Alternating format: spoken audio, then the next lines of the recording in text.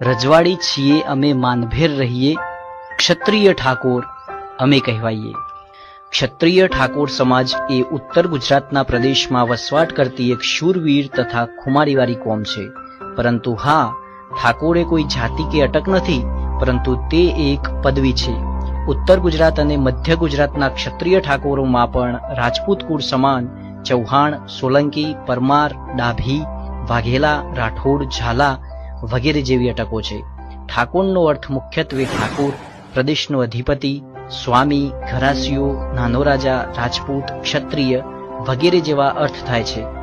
ઠાકોર શબ્દની પવિત્રતાની વાત કરીએ તો ડાકોરના ભગવાન માટે પણ ઠાકોર શબ્દનો પ્રયોગ થાય છે।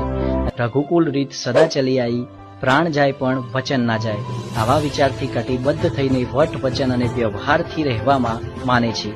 તેથી તેઓ માનવાચક શબ્દ સિંહ અને ચી લગાડે છે।